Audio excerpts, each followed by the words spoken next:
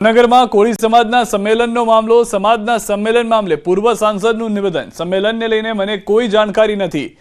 દેવજીભાઈ તરફથી આ વાત કરવામાં આવી છે સર્વસંમતિથી સંમેલન બોલાવવું જોઈએ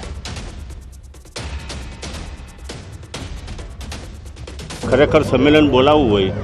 તો જે નોખા નોખા મંડળ આલે છે વેલનાથ મંડળ હોય માનધાતા હોય કે સમસ્ત કોળી સમાજ હોય એ સમાજની ગુજરાતના આગેવાનોની મીટિંગ બોલાવી જોઈએ કે આપણે આ હેતુથી અમે ભાવનગરમાં સંમેલન બોલાવી રહ્યા છીએ તો બધાને ખબર પડે ને આનો હેતુ શું છે પણ આ તો એક બે વ્યક્તિ ભેગા થઈ અને જો બોલાવતા હોય જાહેરાત કરી હોય તો સોમનાથમાં યુવતીના અપહરણનો નિષ્ફળ પ્રયાસ ઉના શહેરમાં વહેલી સવારે બન્યો હતો બનાવ અપહરણનો નિષ્ફળ પ્રયાસ સીસીટીવીમાં કેદ થયો રાહદારી યુવતીને શખ્સે બળજબરીપૂર્વક અપહરણનો પ્રયાસ કર્યો યુવતી ચાલતી આવતી હતી અને યુવકે પાછળથી આવીને બળજબરીપૂર્વક દબોચી લીધી જોકે સીસીટીવીમાં સાફ જોઈ શકાય છે કે યુવતીએ હિંમત દાખવતા યુવક ફરાર થઈ ગયો હતો અને યુવતી અપિયતના ચુંગલમાંથી છૂટીને નાસી છૂટી હતી યુવતીએ બૂમાબૂમ કરી હિંમત દાખવતા અપહરણકાર પણ ફરાર થઈ ગયો હતો હાલમાં સીસીટીવીના આધારે પોલીસે યુવકની શોધખોળ હાથ ધરી છે સવારના 7:10 આસપાસનો એ સમય કે જ્યારે યુવતીને પાછળથી આવીને એક અપહરણ કરતા દબોચવાનો પ્રયાસ કરે છે દ્રશ્યોમાં પણ આપ જોઈ રહ્યા છો યુવતી ત્યારે ત્યાંથી છટકવા માટે હાથ પગ ચલાવે છે અને યુવતી ત્યાંથી બૂમાબૂમ કરીને નીકળતી જોવા મળી રહી છે એ દરમિયાન જે અપહરણ કરવા આવેલો શખ્સ હતો તે ત્યાંથી ભાગી જાય છે વધુ માહિતી ન્યૂઝ 18 સંવાદદાતા દિનેશ પાસેથી મેળવીશું દિનેશ જે આખી સમગ્ર ઘટના છે સીસીટીવીમાં કેદ થઈ છે વધુ શું જાણકારી છે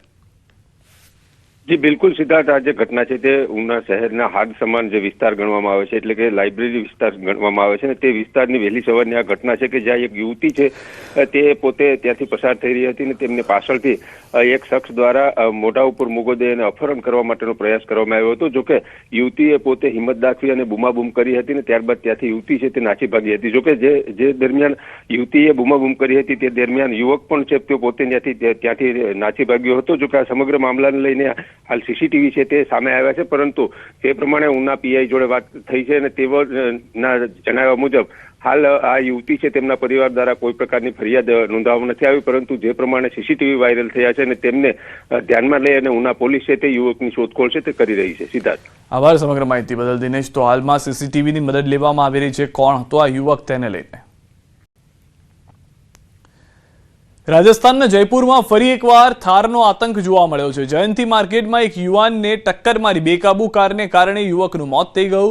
જલુપુરા પોલીસ ઘટના સ્થળે પહોંચી છે ઘટનાના સીસીટીવી ફૂટેજ જોવા મળી રહ્યા છે દ્રશ્યોમાં પણ આપ જોશો તો ખ્યાલ આવશે કે એક થાર ચાલક કાર આવે છે અને ત્યારબાદ ત્યાં આગળ બેઠેલા કેટલાક યુવકો છે ઉભેલા યુવકો છે તેઓને તે હડફેટે લે છે ઘટનાના સીસીટીવી પોલીસે હાલમાં જપ્ત કર્યા છે વધુ પૂછપરછ વધુ તપાસ જે છે તે શરૂ કરી દેવામાં આવી છે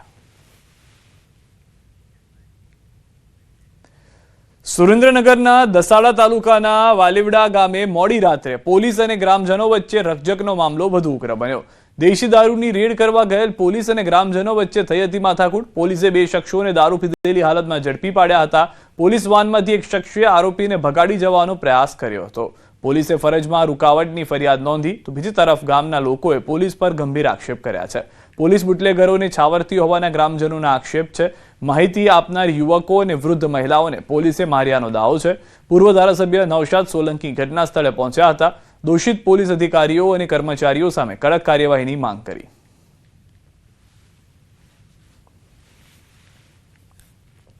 બંધીમાં અમે અમારો સપોર્ટ સાચો કે દારૂ બંધ થવો જોઈએ વાલીવડાની અંદર ના રહેવો જોઈએ તો એ દારૂ બંધ હજુ સુધી થતો નહીં છોકરા પકડાવે છે પણ દારૂ હજુ બંધ થતો નહીં પોલીસ વાળાને મેં મારો સવાલ કહેવાનો એમ કે એમને છોડી મૂકો અને આ નિર્દોષને છોડી મૂકો એમને પકડો તો પોલીસ વાળા કંઈ તારે નહીં કરો બધું મારે કરવાનું મને એવું કીધું હું કંઈ વાંધો તમે કહો એમ પછી અમે ઉભા રહ્યા પછી એમને બધી વાતચીત કરી પછી થોડી વાર પછી હું ઘેર ગયો જમવા બેઠો હતો મારા મમ્મી મારા વાઈફ ત્રણ બેઠા હતા અને પછી ઘેર આવીને અંદરથી ડેલો વાંકીને અમને ત્રણેયને એવા માર્યા અને મને તો આ બંદૂકનો ઠોણા પણ આ ઇધર આ માર્યો હોય અને મારા મમ્મીને લાકડી મારી અને જે પોલીસ કર્મચારીઓ અહીંયા જે રેડ કરવા આવ્યા હતા અને જેમણે પોલીસ છાવર્યા છે એ બધાના ફોન જપ્ત કરીને એને એફએસએલમાં મોકલી કોની સાથે એમની સાંઠગાંઠ છે અને જે અધિકારીએ મહિલા ઉપર હાથ ઉપાડ્યો છે જે અધિકારી મહિલાઓને બેરહેમીથી ગાળો દઈ રહ્યા છે હવામાં રિવોલ્વર ઉછાળીને આતંકનો માહોલ જે ઉભો કર્યો છે